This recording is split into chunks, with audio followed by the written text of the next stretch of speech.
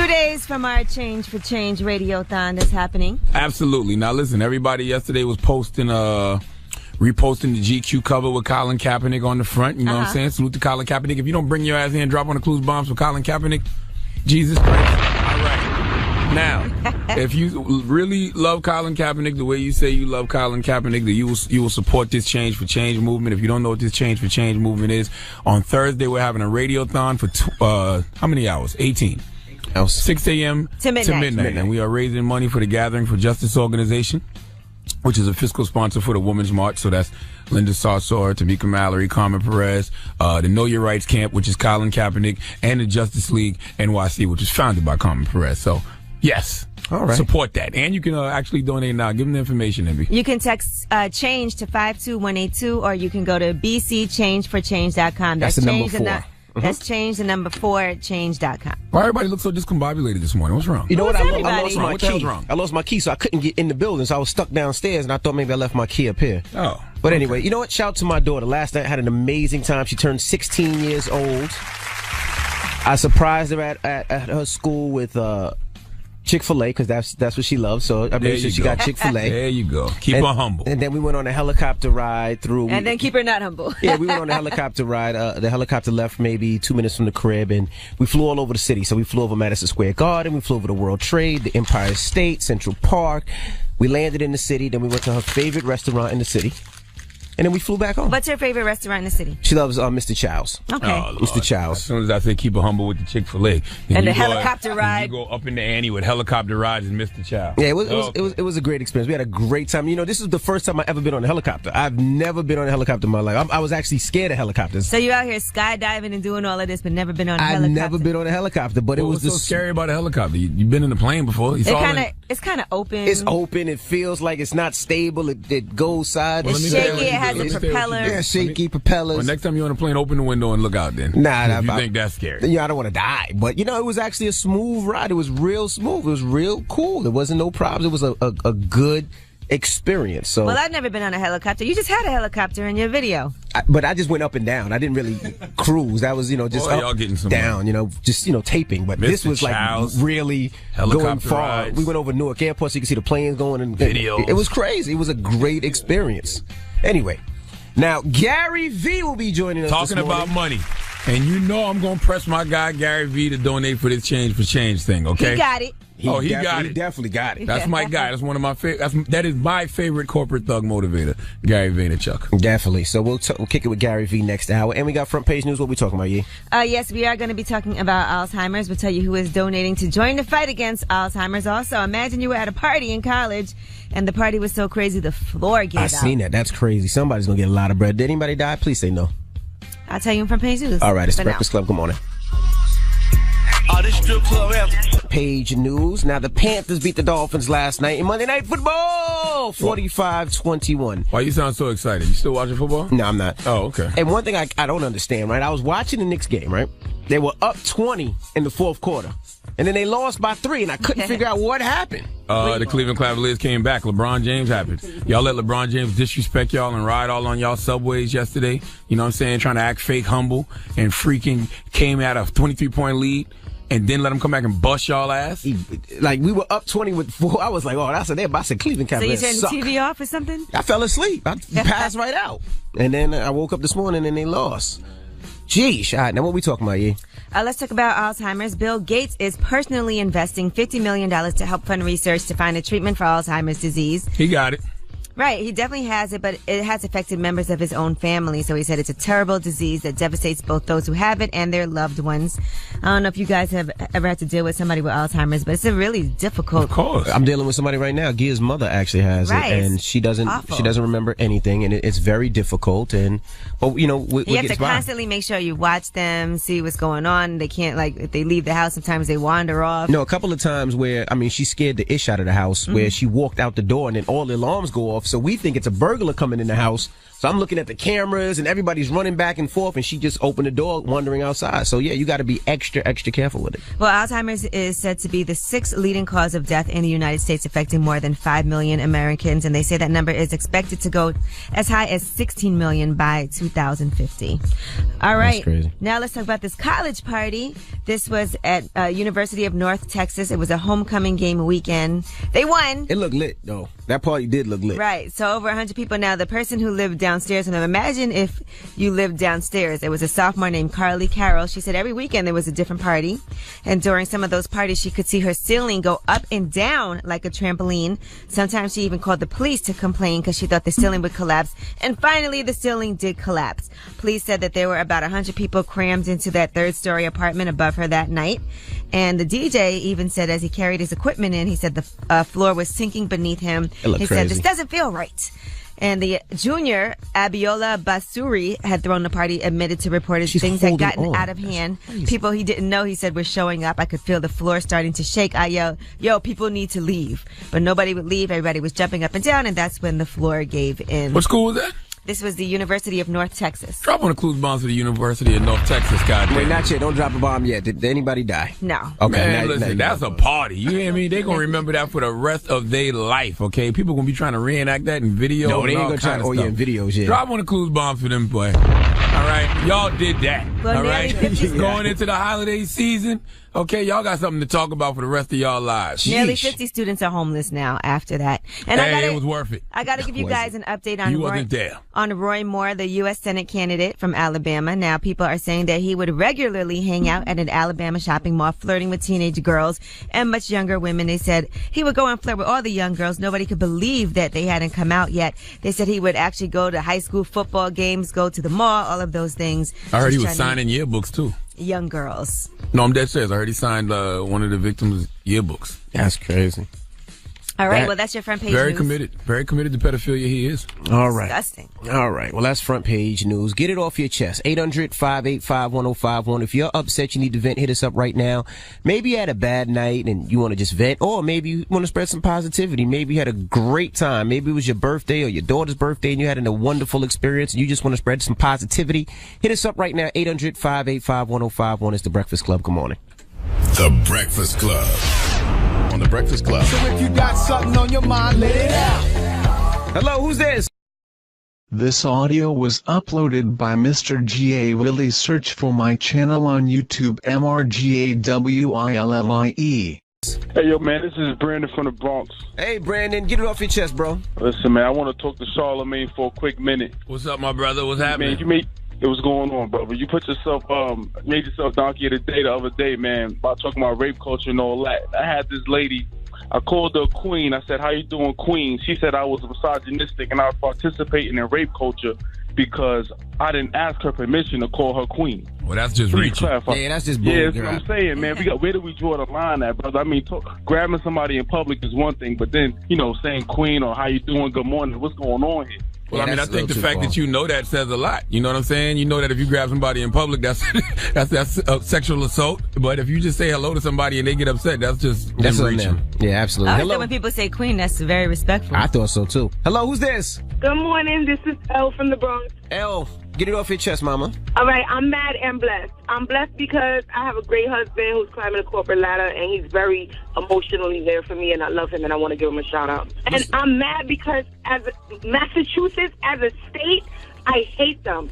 I just moved out here from New York, and let me tell you something. These drivers, the way they talk, the way they act, like, I might catch a case. Charlamagne, you gonna bail me out? You got it. I'm not gonna bail you out if you catch a case for something silly, but I will tell you, root for the Patriots and Celtics. Huh? You my Beyonce, you can't bail me out? Oh, I'm your Beyonce? Oh, now. Is this my boo that told me she's my Beyonce? If I'm your Beyonce, I got you, boo. All right? You my Beyonce, see, I love you. Now, I'm gonna be honest with you. I ain't gonna lie to you. I'm your Beyonce. So if you ask me to bail you out, I'm just gonna say no.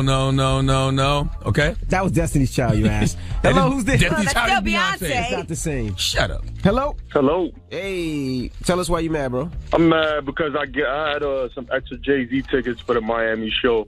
I gave them to my ex-wife. to take my son, and I was able to get somebody to work for me. I go to the show to spend time with my son, and her jerk boyfriend is there. So She took her boyfriend? Instead of your son? Oh, Nah, my son was there, but her boyfriend was there too, and I don't like him. So what's the Oh, problem? there ain't no problem then. I thought she just took the boyfriend and not your son. Yeah, but I don't like him, so I had to, I got into it with him, and I had to slap him. Did you feel dumb? my Did you feel gosh. dumb when Jay-Z started doing songs off 444? A little bit. Yep, because you done lost a good thing. Yeah. You and Eric Benet. Nah, I ain't go that far. You sure? I'm positive. Okay. All Have right, a blessed bro. day, sir. All right, man. Did he press charges though? Did he call you Bay? Nah, he called somebody, babe. Get it off your chest. 800-585-1051. If you're upset, you need to vent, hit us up right now. It's The Breakfast Club. Good morning. The Breakfast Club. And up next, Say it with your chest. we want to hear from you on The Breakfast Club. So you better have the same energy. Hello, who's this? It's Cody Cabral. What's up, man? Cody Cablo. All right. Get That's it a off your chest. nice porn name, a nice gay porn name. Cody Can Blow. Cody Cabral, man, not Cody Can Blow. Oh, I thought you said Cody Can Blow. I thought you said Cody Cabral, too. Portuguese, No, you Portuguese, man. All right, Cody. Go ahead. Get it off your chest. We had a good time this weekend, man. We had our son's first birthday party. We did the Paw Patrol.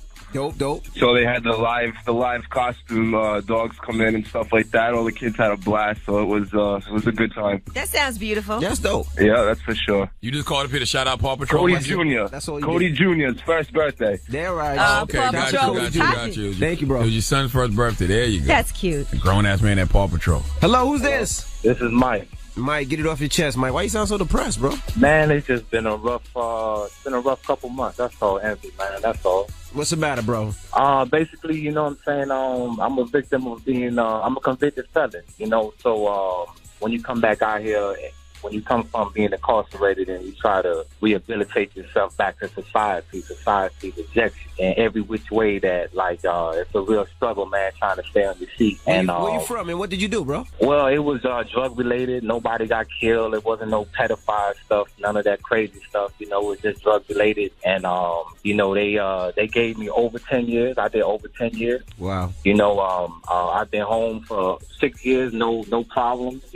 But getting jobs and doing everything in the world as we know it today it's hard, man. And it seems to have got harder in time, even with politically and just about every which way you could think of, man. So I just kind of want to put it out there, man, that whole correctional system, it's not a rehabilitation center. There's nothing really positive going on once you become a victim of the system, man. So I just kind of want to get it off my chest, man. Let everybody know. Yeah, it's that's hard, why they need. That's why they need to make the prison system. They need to bring back the gyms in the prison system. They need to teach inmates a trade. They need to let y'all get y'all degrees in jail, something. So when y'all hit society, y'all are productive citizens. Y'all can be productive citizens. Charlamagne, they have that type of stuff in them, man, but they're not really respecting that type of stuff out here. That's what y'all don't know. Like while I was in there, I got certificates. I got a certificate for being electrician, residential. I tried to get my CDL. I got a certificate on how to read blueprints, for construction. But when you get out here, they don't respect the certificate. They're not respecting those type of certificates and whatever you trying to push at them. It doesn't work like that out here. It's all about if you know somebody. And then once you do know that somebody, once they get a little whiff of, you an ex-con, it's a done deal, man. And where you from? You can't even... Fort Lauderdale. Well, my brother, keep working, man. Keep pushing, brother. No doubt, man. No doubt. I listen to y'all every morning, and my friendly advice to the Breakfast Club, man, I feel like y'all will get further if y'all stay together, man. Y'all got something special together. We've been together 7 years. You just got up? Thank you for that advice. Thank you for that, man. I think we pretty much stuck like Chuck at this point. Oh, my goodness. Get it off your chest. 800-585-1051. If you're upset, you need to vent, you can hit us at any time. We got rumors on the way? Yes, find out who is about to be Tyrese's new attorney. Also, we know your Knicks lost last night. We'll tell you what the Cavs did before the game. All right, we'll get into all that when we come back. Keep it locked. It's The Breakfast Club. Good morning. The Breakfast Club. Angela Yee has a rumor report coming up. She's about to talk about LeBron James. Listen up. It's just in. All the gossip. The Rumor Report. Gossip. With Angela Yee. It's the Rumor Report. The Breakfast Club. This audio was uploaded by Mr. G.A. Willie. Search for my channel on YouTube, MRGAWILLIE. Well, the Cleveland Cavaliers rode the subway in New York City. They were about to play the Knicks. I seen that. We know how that turned out. But why were these guys on the subway? They actually recorded everything, and people recorded them as well. And for LeBron, this was his first time on the train. Here's what he said. On our way back from shoot around, decided to take a different transportation this time. Where we at, Kyle? On the train, we had two options. 45-minute bus ride. 45-minute bus ride. Or a 6-minute train ride. That's what I'm talking about. We decided to hop on the train with the squad. Hey Channing, what's up? I don't know this dude right here. He tripping. I'm glad you enjoyed the train ride, LeBron James. But that makes sense. I'd rather go 6 minutes on the train. Now, you know, Envy. Yeah, you'll take a train in a minute. You know I'll take the train in a heartbeat. But It's so much faster. But isn't that such a liability for a multi-million-dollar team to get on a train in New York City? Why? What do you mean, why? All kind of stuff can happen on the train. Everybody takes the train in New York. All kind of stuff can happen on that bus. Well, I'd rather it happen on the bus than on the train. At least I know the bus is insured.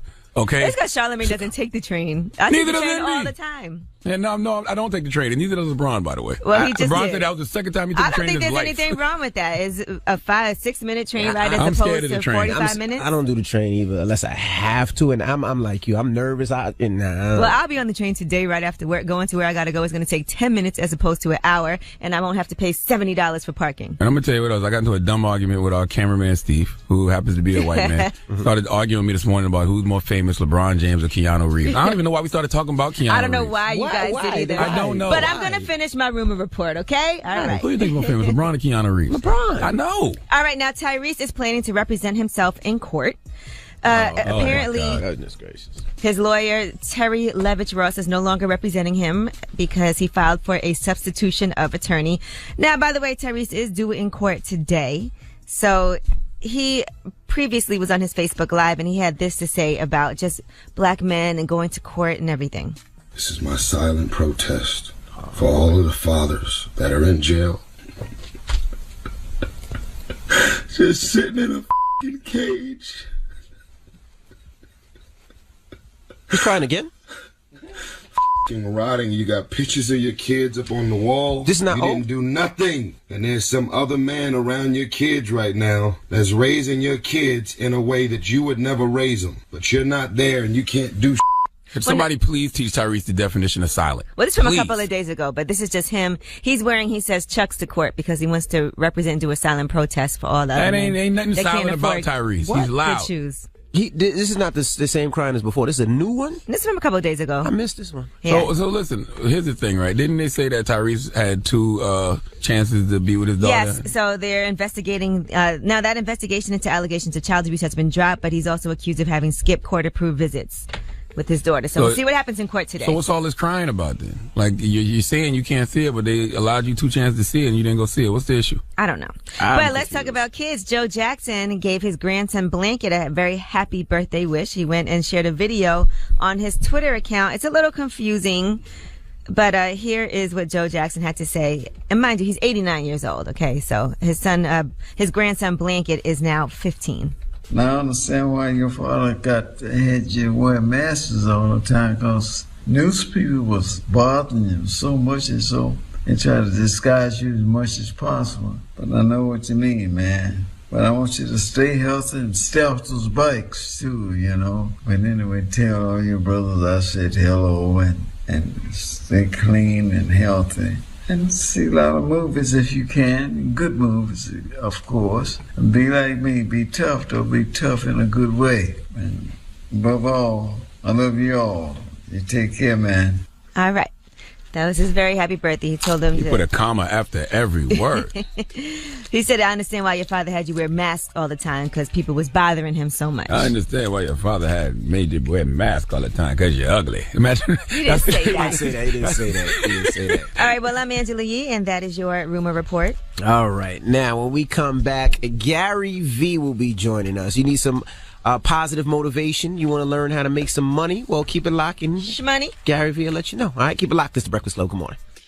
WWPR FM HD1 New York. An iHeart radio station. V. Angela Yee, Charlamagne the God. We are The Breakfast Club. Got a special guest in the building. My favorite corporate thug motivator is back. Gary V. Guys, thank you for having me again. I'm humbled. Thank you for coming. Tomorrow's your born day. today is my birthday. Today is your born day, yes. 42. Yes, happy born day, Jackie Gary Robinson. Wow. How you feeling, man? I feel 24. Wow. That's good. You got the new K-Swiss sneakers, too? Can you believe that entrepreneurs now have sneakers? Look at this. And my signature. Is that money green? Let me see the This is New York Jets green. Oh, okay. You know me. New York Jets green. My first book was green. Everything's green. Yeah, man, it's super crazy. I can't believe, growing up in the 80s and like growing up through the Jordan stuff. I wore, by the way, I've never wore a pair of Jordans in my life. Really? Because I'm a real Knicks fan. Okay. And real Knicks fans don't wear Jordans. So what did you wear? So, Ember, Ewings. Those Adidas, baby. Those hurt your feet, Ember, you're not a real Those Knicks did fan. hurt my feet. Ewings hurt your feet. Those did. I wore them too, but they hurt my feet. They too. hurt my feet, but I've never in my life worn a pair of Jordans. As a matter of fact, I came home a couple weeks ago, and my wife buys like 47 pairs of shoes from Zappos and then picks one and sends them back. That's what they do. Right. Anyway, I walked in, I saw a Jordan box, lost my mind. Even to this day, you hold grudges, Gary? Oh, this is amazing. gracious, Get ready. Gary. Wait till you hear what I did. Grabbed it, walked outside, like right outside my door is the chute for the garbage, and threw it out. Why would you do that? You didn't even try to resell Guys, it? I hate Michael Jordan so much. Even now? Even right there. Yes, now. Goodness gracious, Gary. I'd have a ring. I'd have a ring if it wasn't for that man. Yeah. What if Michael Jordan asked you to do a Jordan with him? You wouldn't have done it? No, I mean this. I would not do it. Tom Brady and Jordan are the two guys that I'm just not willing to f with. I love it. Goodness gracious. I like that's integrity, man. Right. It's sports muscles, right? Like you're pumped, right? Like I don't get it. Like you can't. Like if you're 40 and older and you're a diehard Knicks fan and you're rocking Jordans, I'm confused. Well, Envy's not a diehard fan. Oh, my goodness. Jordan's on right now. But Envy's the same No, guy. you're That not. if the Giants are winning, he'll wear the Giants. If the Jets are winning, he'll wear the is not Jets. true. He talking about it's all Envy? New York. I'm He a reps New York. Giants fan. Okay, I'm a Giants fan. respect. But if the Giants lose and the Jets win, I'm a New York and I want the Jets to win. I understand That's that. it is. That's what it on the is. other hand, am not. Because I root for the inferior New York team. You can't do that when you're a Jets fan. Giants have won 4 rings. Right. When you've won 4, like that's the way I'm with the Mets. I'm a Yankee fan. Mm-hmm. I like for the Mets to do well because I've won my championships. Correct. Right? But when you're still struggling to get yours, like the Jets fans are, I've got no love Would for the you blue. do business with Michael Jordan? You're an entrepreneur. Absolutely not. What? Not even business? I'll tell you What why. is wrong with you? I'm emotional in one place. When it comes to business, unemotional. When I read all the comments, on social, I suck, I'm the worst. I love that. Feeds me. But I'm unemotional when it comes to business, which is why I'm successful. Mm-hmm. I'm absolutely emotional when it comes to sports. What if it was for I'm aware- charity, Gary V? What if Charity's it was for different. charity? And But I Michael would just- Jordan said, I would say, change for change. is there any way you can get Oakley to be the face of this? I'll give the money. I just want. Can you make Oak? This is the other secret thing a lot of Knicks fans don't know how close Oakley and Jordan are. Oh yeah, best friends. Best. They used to play together. Oakley was on board. He did. Gamble Now, together. speaking of giving money, They really do gamble together. Andrew's dropping the real. We're doing this thing on Thursday. Okay, It's I'm in. called Breakfast Club Change for Change. I'm in. We're donating money to the Gathering for Justice organization, and they're the fiscal sponsors of Colin Kaepernick's Know Your Rights camp. Love it. The Women's March and the Justice League NYC. Huge. So donate what How you can can, Gary. I will. I will. You can? Text change. I will. Text change. To 52182. There you go. Is there something I could do a little bit more? Can we do something crazy like this? Can we do Talk a to me. campaign on Twitter right now where if somebody uses a hashtag, one of you guys make it up right now? Change for change. Fine. But add GV, right? Change for change GV. Change Put my for initial. change, Use this GV. hashtag. I will pick one person. I will pick one person and I will give them an hour of my own one-on-one business consulting time if they donate to this. Nice package. Okay, that'll work. So We they still have to need add you also. We still need you to spend some of your money too. though. I don't know. No, he's Let's gonna do rewind the that. tape. Let's Gotcha. rewind the tape. I already committed to that. Got you. True. He's giving a little Thank you. extra. He's giving a little extra. So that Little somebody extra. else who Yes. donates is going to Notice end the up giving. cynicism from my man. He went right in. He's like, no. That's I'm good. like, no. I was like, That's great. But before I get off on this session, I want to, again, I did it last time, I'm going to do it again because I just get so many emails. I was reading them last night. The 2017 Flip Challenge that you created by putting pressure on me here the first time I was here. It's been unbelievable, man. Unbelievable? I'm going to do a Actually, I need to talk to you. We need to do a 2018. Unbelievable. People are making money. No, they are. You know what my son People is doing making now? money. And I wanted to thank you too. My son now is into Supreme and Bathing Ape. And what he's doing is he's buying these T-shirts, sweatshirts, hats, and whatever he can from Supreme. And then flipping. And I'm getting these packages in the mail, but he's not wearing them. He's flipping them in school. So he's buying, let's say, a sweatshirt for $100 and selling it in school for $300. And this kid is actually... These kids have $300 at school? These kids are buying them. Envy's in a nice neighborhood. They got $300 What do to you pay think, for Envy? Jordans. Envy's in a nice They neighborhood got now. $300 to pay for Jordans. They got Don't get $400. confused. Don't get confused. He's doubling and tripling his money. I'm so You proud want of to tell him. him a good hot tip? Let's go ahead. The Gary V. K-Swiss The is Gary going to V. be K. is Swiss. going to be a Flip 'em. real. Honestly, I've been thinking about buying them all myself and reflipping them on eBay because Oh my I see gosh. all the dealers already like hovering, and I'm like, wait a minute, we didn't make that many. I think he's going to make a little How bit of many coin did in you it. make? 10,000. And how can people get them? Kswiss.com. Kswiss.com is Only online. No, they're in Shoe Palace and a bunch of other retailers, but I don't know the full distribution, so I don't want to Gotcha. confuse people. And knowing everybody listens to this show, that's going to be the spot to get them. You said something earlier that was interesting. You said you're 42, but you feel 24. Like, I don't feel like there's... I feel like I know more now than I did back then. Like, I don't think I would want to be 24. I even feel like I got more energy and everything. I feel like I'm in the best shape of my life, mentally, physically, everything. I think that's a modern thing, right? Like, I think 40, when I was growing up, 42 was finished. Like, 42 years old, right? Yeah, absolutely. Like, when you look at, like, when Drink a coffee. And by the way, that's the whole thing with, like, sneakers and streetwear and, like, our culture right now is so crazy. I think it's because a lot of us grew up in the 80s, 90s. This is when I talk about hip hop being the seed that rules the world. White kids, black kids, Asian, like, there's something super interesting. When you look at a 45-year-old female or male business person today, they look young. Right. Yeah, They yeah, act young. Listen, none of us want to get older.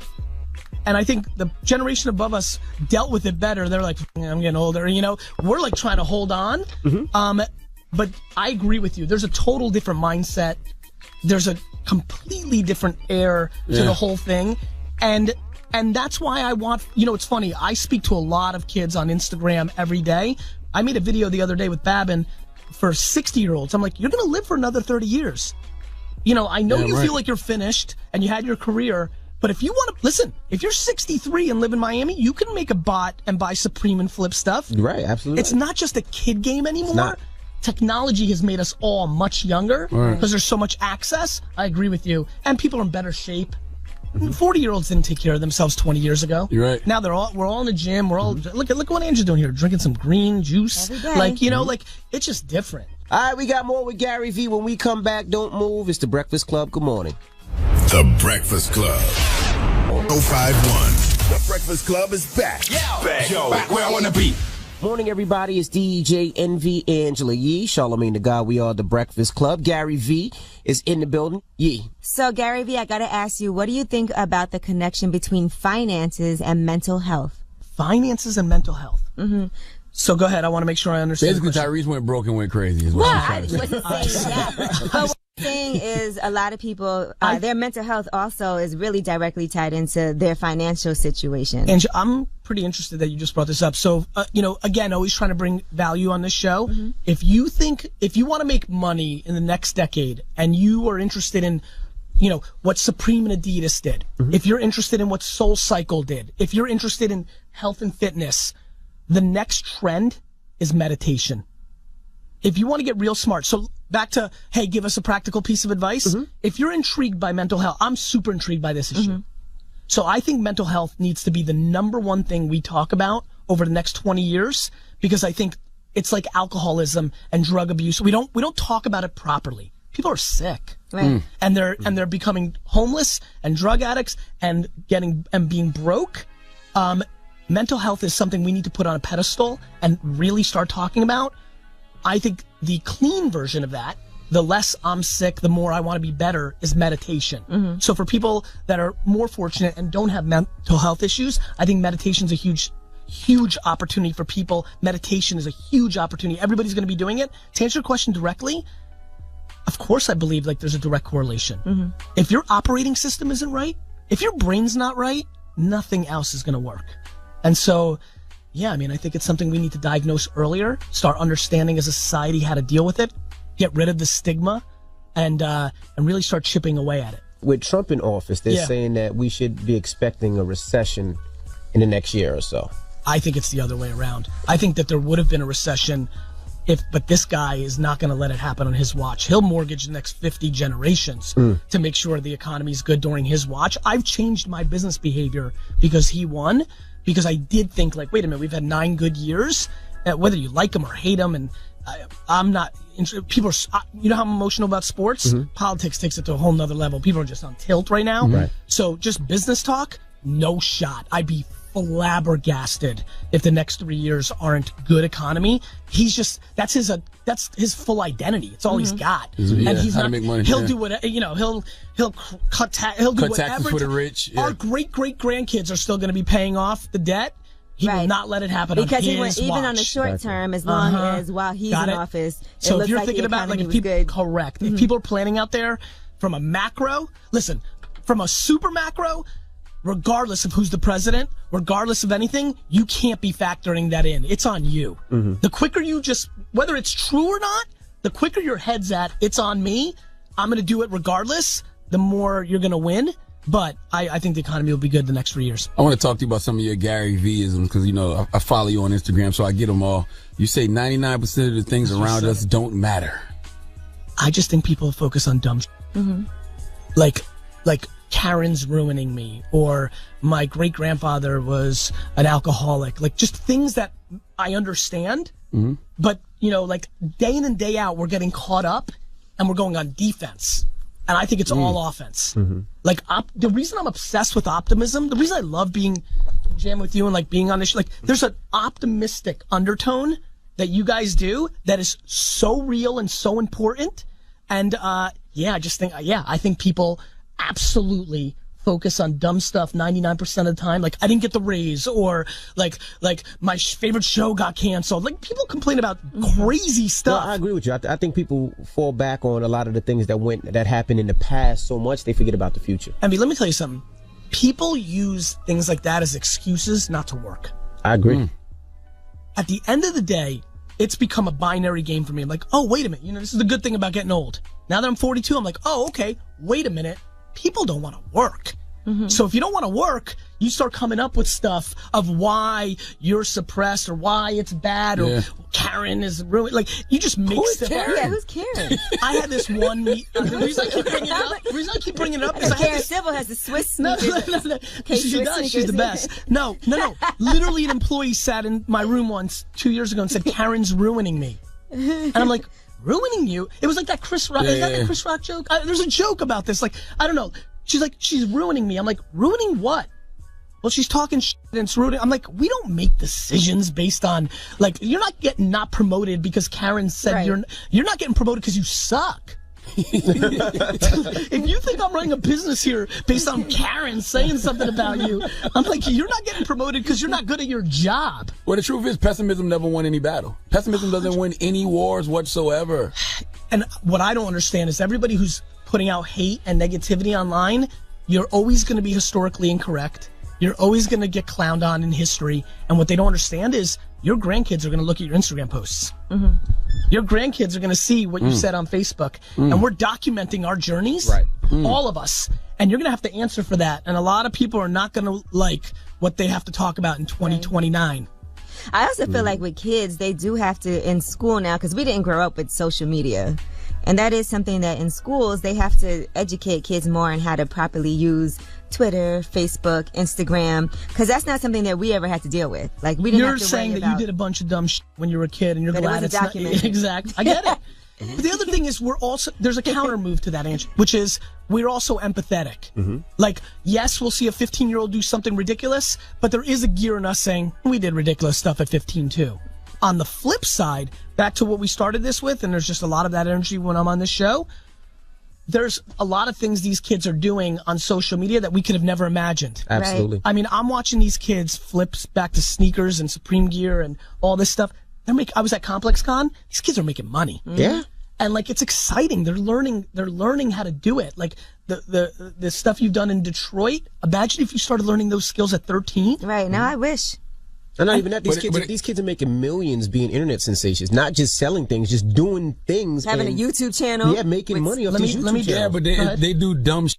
And it goes back to what you said. People are focused on dumb shit. That's why nobody can pay attention to the entrepreneurs that are actually using the internet for good. The thing that's happening more than anything is there's Sunday morning envy. Everybody wakes up on Sunday morning and looks at their feed and everybody did cool stuff on Saturday, and people don't realize everybody's just a PR agent for themselves. Word. Right? They're not seeing the behind the scenes tough stuff, right? Everybody's seeing the riches. Everybody's looking at the kids flashing tons of $100 bills and all the cars and everything, but they don't realize a lot of those people that got there put in work for 3, 4, 7, 9, 12 years to get to that moment. Word.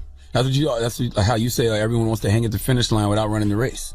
100%, man. Listen, if you don't love what you do, if you're a business person, if you're starting a juice company, if you're trying to flip sneakers, and it's 100% about the money, you're gonna lose. If you don't love your process, if you don't love eating the along the way, you got 0 shots to hit that huge level. If you don't like taking 1,000 free throws, if you don't like being in the office until midnight, if you don't like waiting in line for 6 hours in the cold to get that thing, you're finished. All right, we got more with Gary V when we come back. Keep it locked. It's the Breakfast Club. Good morning. This audio was uploaded by Mr. G.A. Willie. Search for my channel on YouTube, MRGAWILLIE. We are the Breakfast Club. Gary V is in the building. Charlamagne? Now, explain this line. Yes. If you think someone is winning and it's coming out of your pocket, you suck. Explain it. Yep. So I posted that the other day because again, basically everything you see from me on Instagram is a reaction to all the comments I get. And I'm confused that people think if somebody else is shining, that's coming out of them.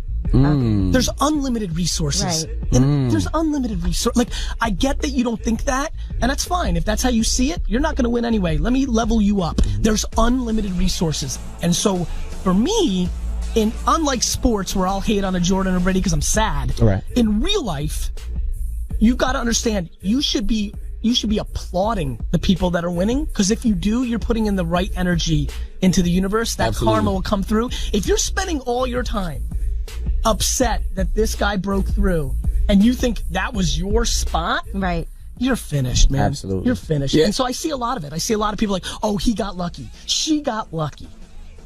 If you're spitting the word luck out of your mouth, you're just not in the right place. Every spiritual Zen-like person I talk to or read their stuff, they always say, if you ever feel like you're in a position where you're not doing what you want to do, then celebrate somebody else. That's a really interesting insight, man. Listen, honestly, like, winners win. As much as I don't like it, the Patriots are going to do their thing because they've got winners up and down the organization. Winners win. You can't stop them. Now, what about your new book? Yes, comes out in January. Crushing it. It's the update to the book that put me on, Crush It. Crush it.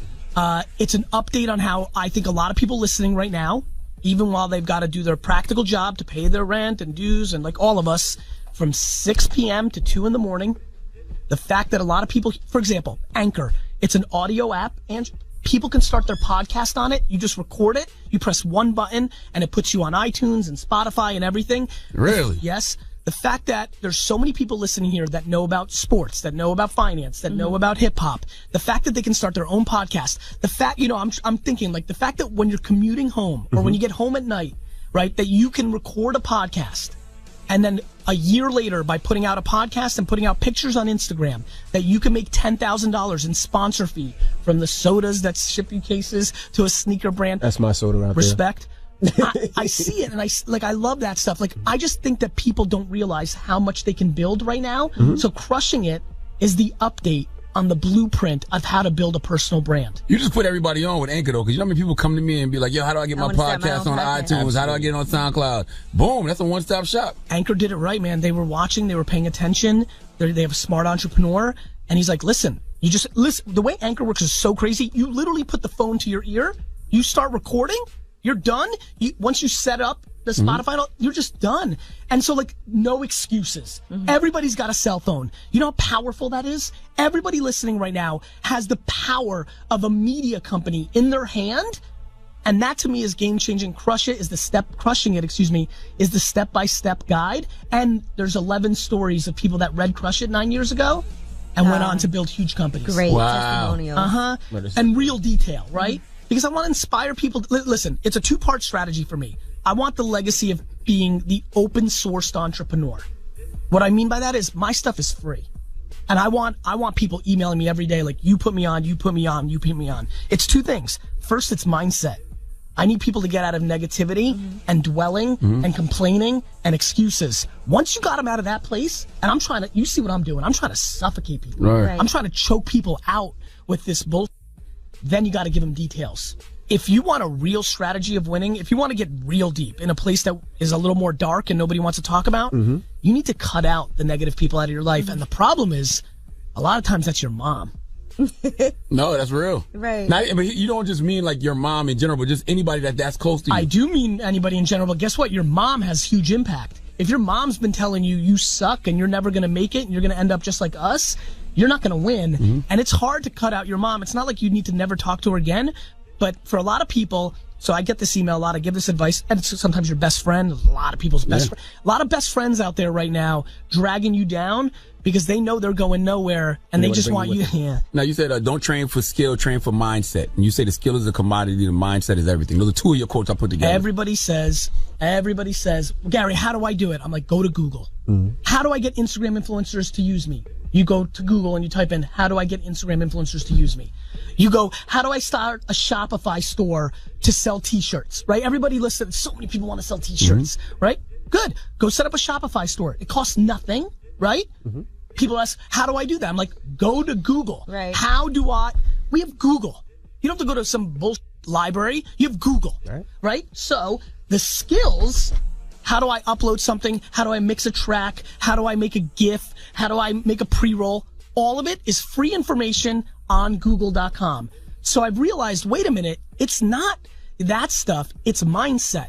I'm not going to teach you how to do the thing step by step. That's on YouTube on a video that you can watch 4 times and then you figure it out. Right. It's the thing we've talked about the whole time, which is if you are not in the optimism offense business, you're not coming out the gate, man. You're not coming out the gate. Like, I get it, and the world's pressure and friends around, everything we talked about, politics, the friends around you, you got to tune it all out. And you always say you're not lost in life, you're just early in the process. I love that because I tell kids that all the time. Man. I love that. Listen, everybody, if you're under 30, you got your whole life ahead of you. Once you're 27 deciding you didn't make it because you saw some 22-year-old that did make it, you're just early. I didn't make anything until like 34 is when I started my thing. 34. 34 is when things started happening. I built my dad's business. I left that business. I owned nothing. I love when people are like, don't listen to Gary Vee. His dad I built my dad's business for him. I left at 34, had no net worth. Nothing. No bank would have done anything with me. I didn't make a lot of money because we were building the business, pouring it back into business. By the way, everybody who's got a little bit of a business going on, this is advice for your son. You don't take that money and buy dumb shit, put it back into business. That's how you buy real stuff. Right. You know, everybody gets a little coin, gets a little, you know. Right. Anyway, nonetheless, yeah, man, life is long. Could you have ever imagined feeling this young at 38?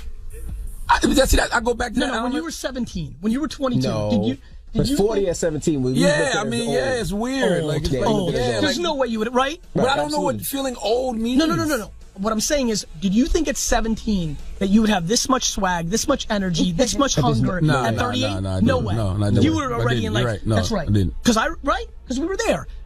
That's what I'm trying to get these 23-year-olds. They want it so bad. You know why they want it? They're insecure.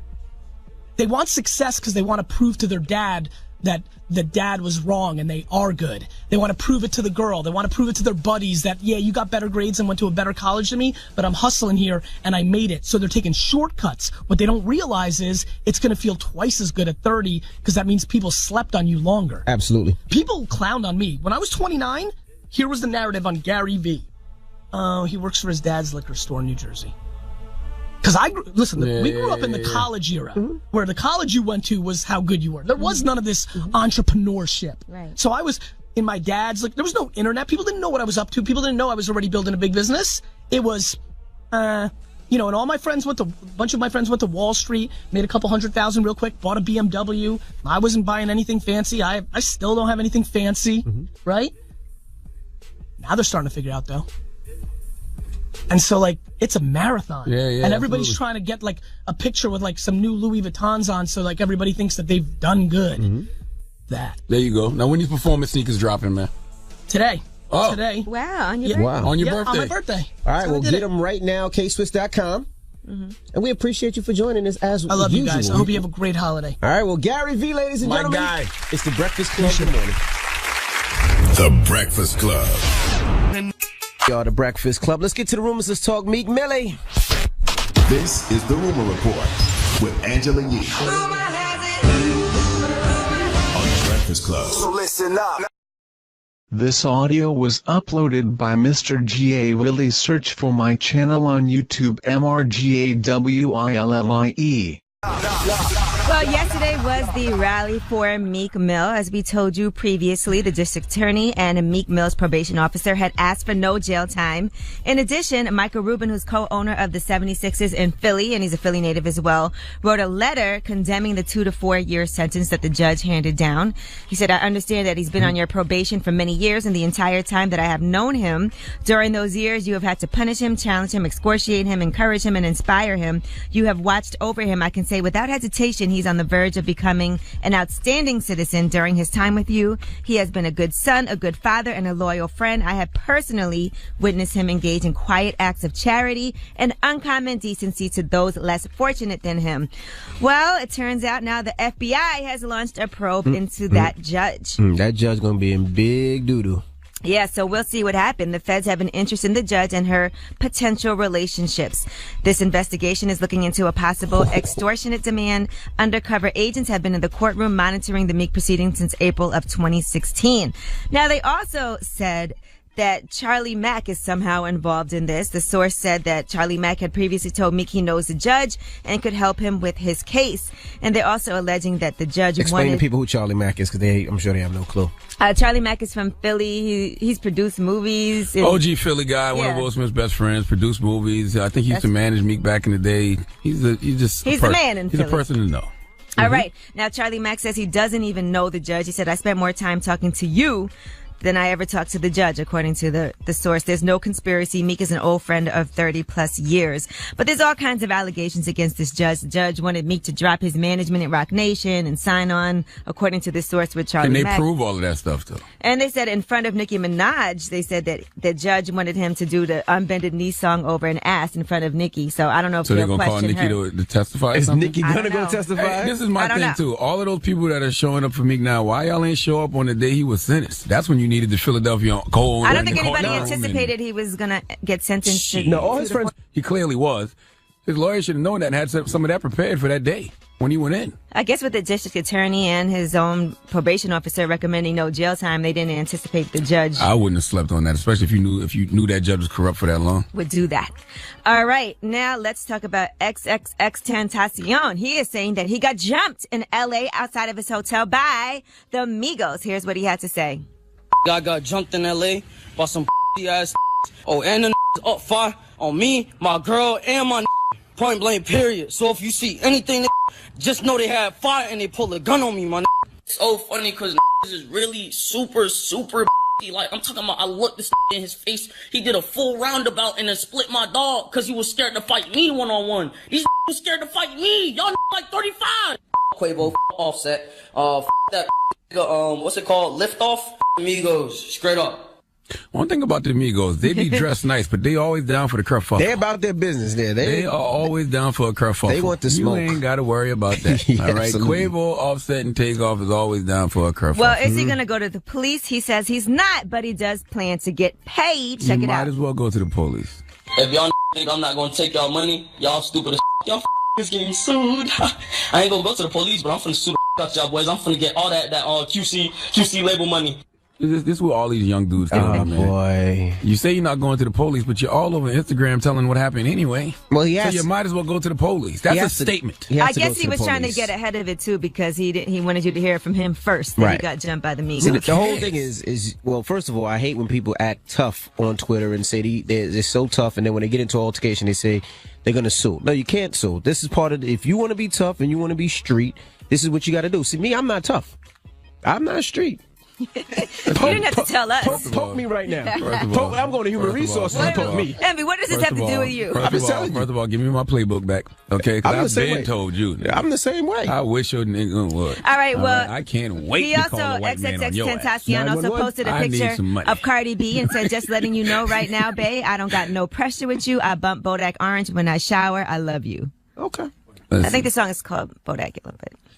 Anyway, I'm Angela Yee, and that is your rumor report. Me neither. All I know is the Migos are always down for a kerfuffle, and I still don't know who whatever his name is. What's his name? Extension. I have no idea what's going on. And he has no eyebrows. I thought he quit rap. Didn't he say he was quitting? They said he's not making equal any opportunity, music. man. I don't think that we should clown. We clown women who don't have eyebrows, but we let this guy live. Eyebrows. What do you say? He got no eyebrows. Show the picture again, Revolt TV, please. All right, maybe not. I say he got That's eyebrows. An old picture, dumbass. Go look on the Instagram video. He ain't got no goddamn eyebrows. I ain't blind. Always trying to make Uncle Charlotte feel like he a damn fool. I know what I saw yesterday, and I ain't seen no damn eyebrows. I'm looking. Well, Charlamagne, who you giving your donkey to? I'll look for eyebrows. You need Peter Vesey to come to the front of the congregation and like to have a word with him, telling me that man got eyebrows, and I know I got eyes, and I ain't seen no damn eyebrows. He got look. This is 13 hours ago. That's eyebrows. Look at the video. That's eyebrows. That man face bald, man. He trimmed. Oh no, he blonded him. Man, he ain't got no goddamn eyebrows. He got eyebrows. He shaved them off. He blonded them. All right. Blonded. Donkey today so up you next. mean dyed them. That's what I meant. They blonde now. Lord have mercy. You know what I meant. Oh, my God. You said he ain't got no eyebrows. He I ain't like got that. eyebrows. Hey, I blonded my hair. There you I'm go. gonna start saying that. Donkey today up next is the Breakfast Club. Good morning.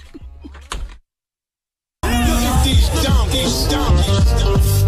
Bunch of jackasses. It's time for the donkey of the day. That's pretty funny. Charlamagne the devil? Possibly.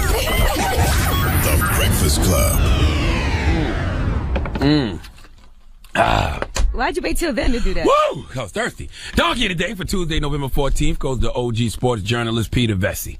Now, Vesey is 74 years old. He's been around for a long time. Okay, you may remember him from being a TV analyst for TBS and NBC, and I believe he's an analyst now for NBA TV, but I think at the current moment he writes an NBA column for the NY Post. Okay, now listen. The Knicks are kind of back. All right, just kind of. They are 7-6 this year. Mm-hmm. All right, they have a legit superstar in Kristaps Porzingis, and in typical New York City fan fashion, the fans are overhyped. Oh my God, every Knicks fan I know, from Michael Rappaport to Desus Mero to my man Kaz to Andrew Schultz to Loopy Blogger, you can't tell them nothing. This is Michael Rappaport yesterday on Instagram talking about LeBron James riding the subway. Yo, LeBron James is one of the corniest motherfuckers ever. Top 5 dead or alive. My man, you're on the motherfucking subway. Hold your head, Duke. You ain't at Disneyland. This ain't the motherfucking little teacup ride. Hold your fucking head, cornball. Oh, motherfucker. Don't be putting that camera in his face, man. Cause you doing corny motherfucker taking videos like he's in Egypt at King Tut's tomb, motherfucker. You better get the off this train before you get robbed, clown. Get the out of here. Joe Damn. on me for the first New York Knick that knocks this motherfucker on his ass tonight. Get off this train before you get robbed, clown. Drop on the clues bombs from Michael Rappaport, keeping it old school New York. The train is not that bad. But this is how overhyped New York Knicks fans get. Michael said free Joe's Pizza or whatever Nick knocks LeBron James on his ass tonight. Well, I guess you owe, what's how you pronounce his name? Enes Kanter. I guess you owe him some free pizza because he didn't knock LeBron on his ass, but he showed LeBron he ain't no punk because early in the first quarter, LeBron James got tangled up with point guard Frank. Last name I can't pronounce. How you pronounce his name? He's from France. And, he's from France. That's it. And Enes Kanter ran up all in LeBron's grill. And Michael Rappaport did play-by-play on that situation. If you're watching Revolt, you can see it. But let's hear what Michael Rappaport had to say. What you want to do, Bron? Let's go. Let's motherfucking go. Let's go. Let's get it, motherfucking. Let's fucking go. Let's fucking do it. Let's fucking do it right here, ass. You want to flip water bottles? I'll break your head. Let's flip water bottles. Now you're crying to the ref. Let's go, you sucker, you. This is New York. Let's go. Yo, word. Let's go, Michael Rappaport. Let's go. Nobody on this planet is more aggressive, more passionate, more hype, and more delusional about a basketball team than New York Knicks fans. Okay, Michael Rappaport had Diddy and Big's victory instrumental playing for the 60-second play-by-play Instagram clip. Drop on the clues bombs from Michael Rappaport. Yes. Jesus Christ. Now, another reason I played Michael Rappaport just now, because that was perfect execution of hip-hop slang from a white person. Okay, nothing wrong with words like corny, nothing wrong with hold your head, Duke. All of that is perfect hip-hop vernacular coming from a white guy.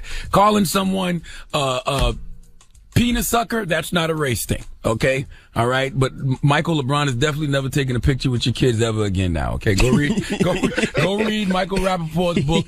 This book has balls. He really don't like LeBron because LeBron didn't take a pic with his kids, and trust me, that would never happen ever again. Okay? He called the man a penis sucker, but that's a wrap. But back to today's donkey of the day, Peter Vesey. Now, Peter is 74 years old, born in New York, Queens, I believe. So he's an old school New York guy to the core. Well, he too got excited by Inez Cantor not backing down from LeBron James, so he decided to send out a tweet.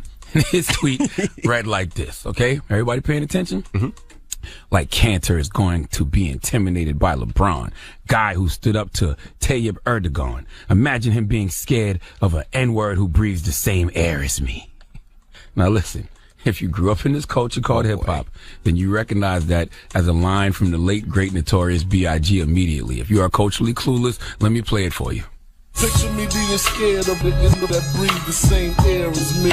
Now, in context, I understand why Peter Vesey would quote that line, okay? In fact, Big's N-Words Bleed is the perfect song for that moment. Why should Cantor be scared of him and, be scared of LeBron when they breathe the same air? They are both human beings, so I understand why Peter Vesey would think of that song, and he used it in the proper context. But no! See, here's the thing. And white people, I'm only telling you this so you can protect yourselves. There's never a reason for you to be using the N-word. Peter, especially in that moment, okay? Now, Cantor is from Turkey, but the optics of it are just what appears to be a white man and a black man facing off. And then an old 74-year-old white man tweets, imagine him being scared of an N-word who breathes the same air as him. Peter, you were born in 1943. All right, you lived through the civil rights era. You have to know the weight of the N-word, even when you are quoting the notorious B.I.G., and especially in this climate, in this era of Trump and alt-white and white supremacy at an all-time high. You could not just be letting tweets fly with Biggie N-word bleed lyrics. Now, I see Jay Bilas quote Young Jeezy all the time. Never saw him use the N-word. I hear Michael Rappaport quote hip-hop lyrics all the time. Never hear him say the N-word. Now, someone tweeted Pete and said, never thought I would cringe at someone quoting B.I.G., and Peter Vesey replied, your problem, nigga, not mine. He didn't say that. No, he did say that. What he did say, he did say, your problem, not mine. Okay? Peter Vesey, I know you're at the age in your life when you don't give a damn what comes out of your mouth, and that's fine. But you're 74. You're in the fourth quarter of your life. So I understand you don't even care at this point. Game about to be over. But to everyone who was retweeting Peter Vesey in support of him yesterday, I want you white people to know that a lot of y'all are just in the first and second quarters of your life. If you want to make it to halftime, I suggest you don't go around using the N-word in any context, okay? Or the next donkey of the day I write may be about you. Please give Peter Vesey the biggest hee-haw, please. And if you're going to use the N-word in that context, use a more friendlier song. The N-word bleed is very aggressive, okay? You can say, YG, my N-word, my N-word. You know what I'm saying? Like, that's more of a term of endearment. But when you say, why would I be scared of an N-word that breathed the same air as me? It's not going to come off too well, especially on Twitter. All right. Yeah. Were you impressed that he knew that song? That's what I'm thinking. He's 75 years old. There's no way that was him. That had to be his son. I need y'all to that had to be his son. I know his son. Salute to Joseph. No, I think y'all need to have more faith in y'all culture and understand how big hip hop culture is. Okay? See, if it was Juicy, I'd be like, maybe know that. Maybe it was One More Chance, maybe. Big Papa, maybe. Life After Death. That wasn't a Radio song. Life After Death is a classic album. Bleed just regardless like us. of the musical genre, have more respect in your culture, okay? Hip hop has been the only thing moving out here for a long time. Okay? All right, well, let's open up the phone lines. 800-585-1051. Can white people use the N-word in its proper context? I mean, there is no proper context, but in this context, quoting rap lyrics. Right. You know what I mean? Because I'm looking online and people are saying he didn't say the N-word. He said N*******. I'm not even getting into all that stupid conversation. So but let's open up the phone lines. He was quoting Biggie in proper context. Right. I wouldn't recommend it for white people. I wouldn't either. Can they say ninja? That still relates to a nigga. All right, 800-585-1051. Mm-hmm. Can white people use the N-word? I guess. What if you're at a concert and they're singing the lyrics right next to you? In hip-hop context, yes. In hip-hop context. There was a great episode of Girlfriends about this back in the day. Because I've been there and I heard Jay-Z do Iggas in Paris and I was at the show and I was there too. I seen that. And white people used the N-word. It felt weird. I felt awkward. All right. So let's open up the phone lines. We'll talk about it when we come back. How do you feel? 800-585-1051. It's The Breakfast Club. Good morning. Picture me being scared of the end of that breathe the same air as me. The Breakfast Club. This audio was uploaded by Mr. G.A. Willie. Search for my channel on YouTube, MRGAWILLIE. Post Malone with Rockstar. Morning, everybody. It's DJ NV Angela Yee, Charlamagne the God. We are the Breakfast Club. Now, if you just joined us, Charlamagne gave Donkey of the Day to who? Peter Vesey. Peter Vesey is an OG sports journalist. You know, he's been a NBA analyst for many years on television. He has a column in the New York Post. And I enjoy Peter Vesey, you know, but last night he jumped out the window a little bit when he quoted the Notorious B.I.G. N-words bleed in reference to Enes Kanter running up in LeBron James' face. He said, why should Enes be scared of an N-word that breathes the same air as him? Quoting Biggie's N-word bleed. Proper context, but he's a 74-year-old white man. Okay, well, we're asking, can white people use the N-word in hip-hop context? See, this is my problem, right? I feel no way. But now I look at a song like Iggy's in Paris. Mm-hmm. Huge record. Damn near top 5 record. Right? So, of course, it's going to be a popular record, and people are rapping the record. But here's the thing about that song, N-Words in Paris. They don't say anything about being an N-word in Paris on that song. It's not in the hook. It's nothing. That's just the name of the record. Well, I don't think they should use the N-word at all. I think a better example is YG, my N-word, my N-word. My N-word, my N-word. You know what I'm saying? Just be quiet during that part. I've seen this. This was on an episode of Girlfriends before. And the white girl was in the party dancing, and she was dancing to, I think it was Jay-Z's H to the Izzo. And she said, I do this for my culture to show them what it could look like when it in the roaster. And the party just stopped. And they had this whole conversation about using rap lyrics in context. So I can kind of see both sides because it's art. But if you sing along to Lil' Kim, right, you're going to not say the certain parts of the song. I'm not going to say the part of the song because it don't feel comfortable to me. It don't feel comfortable to me. Feel comfortable saying it don't feel comfortable saying I used to be scared of it. Now I throw lips to So you're not going to say handle it like a real Heather Hunter, Janet Jackman. Even with Iggy's in Paris, it goes, ball so hard, mother effers want to find me. But first they got to find me. What's 50 grand to a mother effer like me? Can you please remind me? But so they use the N-word because I know. You didn't even say nothing about the N-word just now? Huh? Where was the N-word at just now in those bars? First got to find me. Oh, shoot. See? That's how You just say it because you don't think about it. But in your head, it should, as a white person, you should feel like I can't even say that word. But when the N-word's coming up, you always look at the white person to see if they say it. I sure do. You know, we have Dan is a white person. That's up there. Dan, you don't use the N-word, Dan, do you use the N-word? What about when you talk about us? What about when you're in the car by yourself? And I know all the words? Yes. I absolutely do. See? You do? Oh, my God. That's real, though. And he don't mean nothing by it. It doesn't feel weird. It doesn't feel... It doesn't feel weird to you? It's harder to not. It's hard to edit yourself. When I memorize the words like that, it's harder to not. Yeah. Listen, I would say I know white people do it in private. Right. I wouldn't do it in public. I definitely wouldn't tweet it. I'm sorry, we're just not there as a society yet, y'all. You can't say ninja instead? Why would you want to say ninja? Why you want to because I know white people that do that. Why you want to say ninjas? Hello, who's this? Good morning, this is Bianca. Hey, Bianca, what do you think? Can white people use the N-word in hip-hop context? I say yes and no. It's kind of double-sided because when you think about it in a broader span, music was made for people. Right. Hip-hop might gravitate more towards black people, country might gravitate more towards white, but music is really made for everyone. So if you don't want something to repeat what you wrote on paper and then put on the track and then put out into the world, you shouldn't say it initially. Because it's not like I only advertise my music to black, I only advertise my music to white. Because music is music, and if it touches somebody and, you know, it makes you get hyped and you feel passionate about it, you're going to...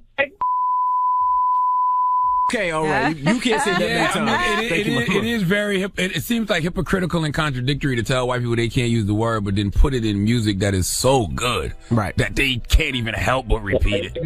But 800-585-1051. Can white people use the N-word in hip-hop context? That's what we're asking. Call us now. It's The Breakfast Club. Good morning. Angela Yee, Charlamagne the God. We are The Breakfast Club. Now we're asking, can white people use the N-word in hip-hop context? Now this came from Charlamagne giving who donkey today, Charlamagne? Peter Vesey. Peter Vesey is a TV analyst. He writes a column for the New York Post. Been around for a long time. He's 74 years old. And yesterday he got excited. He's one of those overzealous New York Knicks fans who's just overhyped because the Knicks are one game over 500 and they got a superstar named Kristaps Porzingis. And Enes Kanter jumped in LeBron's face yesterday. So Peter Vesey decided to tweet out, picture him being scared of an N-word that breathes the same air as him in reference to Kanter not being intimidated by LeBron James. All right. Well, let's go to the phone lines. Hello, who's this? Hi, my name's Brittany. Hey, Brittany. Brittany, are you Caucasian? I am. Okay, I just want to make sure. Hi, Brittany. Now, do you use the N-word at all when you're rapping songs or spitting lyrics? I don't, honestly. It just makes me uncomfortable. And, I mean, if I'm at a concert, 'cause I went to the Bad Boy reunion show, and, I mean, there was lyrics out there like that, but I just don't feel comfortable with it, and I don't want somebody to perceive me as taking it out of context and all of that. So I just okay, Brittany, I'm glad you don't feel comfortable doing And that. honestly, I have mixed kids. My boyfriend's black, but I still don't, just because that's not me. Is it difficult to edit yourself at these shows? No, not for me. It just that word just don't feel comfortable coming out her mouth no matter what. Well, you know, when Russell Simmons was here, Russell Simmons said he doesn't mind it. He said when it comes to the hip-hop lyrics, remember he was saying he didn't mind it. I mean, because you understand that it's being used in context, but I mean, I can still see why it would make you cringe. It makes me I don't like it. I don't like to see that. Hello, who's this? This is Ray. You think white people can use the N-word in proper hip-hop context? I mean, it depends on their clout, you know, like, you know, it's where they grew up, how they grew up, you know what I mean? No. So you saying that if a white person grew up in the hood, in Brooklyn, in Bed-Stuy, they could say the N-word? Pretty much. Because, look, this is the way I see it. I'm from Yonkers. I grew up in Yonkers. I'm white. I'm Italian. And I've been into fights because of it, but... Oh, because you use the N-word. I have, yeah, but now I'm in a more professional career to where, you know, it's more, you know, with the going on nowadays, like, you can't really use it how you would as if you were still living in the hood. You know what I mean? No, I don't. So Charlamagne's your Hey, I appreciate that. I mean, I know you got a couple white friends that probably use it, and you're like, hey, calm down. No, I don't. I none of my white friends do that. I really don't. No, my white to be friends honest don't with do you. So you got no. Well, if they do, they don't do it around me. I got plenty of white friends, I got but a they lot of don't white use friends, the but N-word. Nobody use the N-word. I mean, like I said, if it's a dude living in the suburbs and he's like, you know, running around using it all crazy, yeah, smack the out that dude. But you know, because you grew up in the hood. I mean, truth be told, I don't even like to call my dudes from the hood the N-word. I like to say my brother. I like to say king. I like to say God. Like, I don't even like to say the N-word. I just feel like the N-word is a low-frequency word. All right, what's the moral of the story? The moral of the story is, I mean, I really agree with one of the callers who said that when you put art out into the world, art is to be mimicked, but I just don't think it's a smart thing for white people to do in this climate. We're just not there as a society. Sorry. right. You know why? Why? Because there's too many of them really still treating us like with the R and not us as comrades. All right, well, we got rumors on the way? Yes, let's talk about Colin Kaepernick on the cover of GQ magazine. All right, we'll get into all that when we come back. Keep it locked. It's the Breakfast Club. Good morning. Another one. This audio was uploaded by Mr. G.A. Willie. Search for my channel on YouTube, MRGAWILLIE. Angela Yee, Charlamagne the Guy, we are the Breakfast Drop Club. one of Clues Bombs with Cardi B too, man. On the front cover of that New York mag. They called me and asked me a couple questions about that article too. Okay. So I was happy to be a part of that. Salute to Cardi B. All right, well, let's get to the rooms. Let's talk Colin Kaepernick. It's about time. What's going on? Rumor report. This is the Rumor Report Talk to him. with Angela Yee on the Breakfast Club. All right, Colin Kaepernick is on the cover of GQ magazine as Citizen of the Year. Drop one of Clues Bombs with Colin Kaepernick, damn it. Now, here's some behind the scenes. When they started discussing the GQ cover with Colin earlier this fall, they said he told us the reason he wanted to participate is he wants to reclaim the narrative of his protests, which has been hijacked by a president eager to make this moment about himself. But he also said that he intends to remain silent. Why talk now when your detractors will only twist your words and use them against you? Why speak now when silence has done so much? I be wanting Colin to talk, but you know what? His actions speak louder than any of his words could. All right. At the same time, Colin is all too aware that silence creates a vacuum and that if it doesn't get filled somehow, someone else will fill it for him.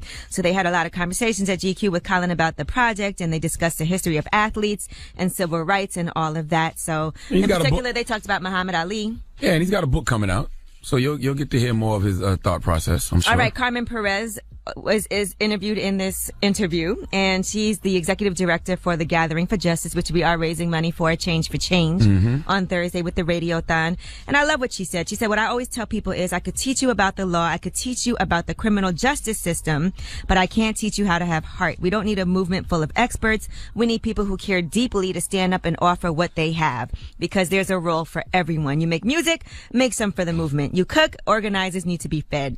You teach self-defense or yoga, help help people heal. You're an athlete. Use your platform to raise awareness. Drop on the clues bombs with Carmen Perez. Now, J. Cole was interviewed as well. He talked about meeting Colin years ago as a big 49ers fan.